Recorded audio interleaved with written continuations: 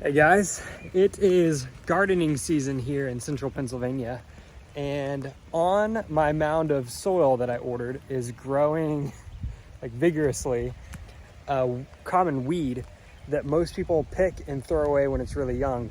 But actually this is one of my wife's favorite greens that are available. And so in my area, you don't necessarily have to try to garden it. It grows plentifully, but I'll show it to you right here. All right, so it's rainy right now, but this is the weed right here, and it is called lamb's quarter. And you can see the shape of the leaf right here. And one of the ways that you can identify it is on the stem, especially as it gets older, right in the armpits here, right there. See how it's red? And then I picked a day to come out when it was raining because there's a waxy substance that's on these leaves. It can almost look like little crystals. You see it definitely in the new buds. But it kind of makes this hydrophobic effect as well whenever it's raining.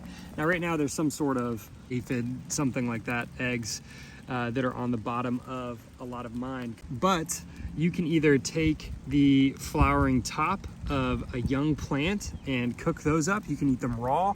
All parts of this plant are edible, but I'll show you how we prepare it, and specifically how I'm preparing it right now when we've got these little baddies hanging out, and that's not necessarily appetizing for the plate for the wife, even though it's good forest protein. All right, so the first thing I do, come in here and I'll cut one off. And I can take it, look over here on the underside, and if it's got a little baddie on there, then I just won't pick that one. All right, and then the ones that are clean, I'll pick that off, and I will take those to the dinner plate for the wife. So I got some right here, but I'm gonna pick way more, and then I'll show you inside how we prepare that. All right, so I have harvested a bowl full of my wife's favorite wild edible, the lamb's quarter. And just to give you guys an idea of the benefits of this, a lot of people call this wild spinach. It actually has more protein, iron, B2, and vitamin C than spinach does. It's also a rich source of manganese, of vitamin A, of fiber, calcium, your omega-3s, 6s, and copper. So this is a powerhouse. But that white crystalline substance that I was talking about earlier, it's kind of on the leaf itself.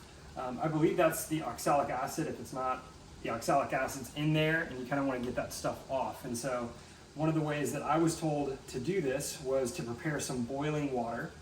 And what we're gonna do is we're gonna rinse these off in just regular cool water, get as much of that crystal stuff off as you can. Doesn't hurt it at all.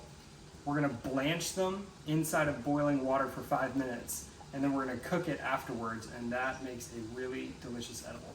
All right, let's get started.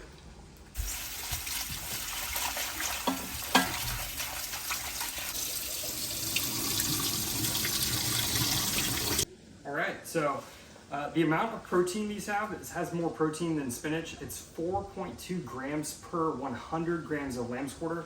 This is like 75 grams, so you're not gonna get super buff off of this, but it does have some protein in there. But it'll cook down a lot.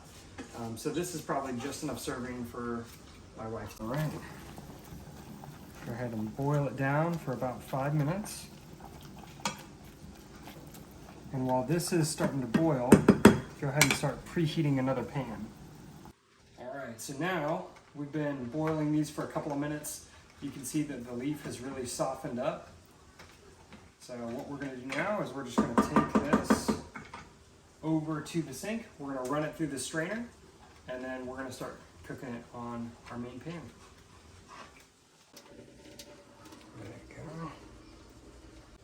So I got a cold stick of butter. I'm just running it across here. I use unsalted butter for everything because I want to be able to add my salt in by hand later. I always feel that salted butter messes stuff up. So go ahead and take this, and you can see already how much this is cooked down. So this is really just one portion.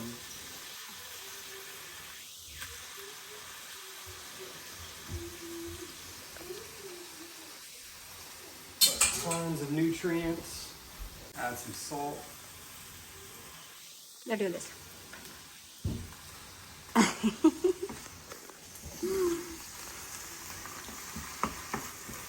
perfectly content not being salty.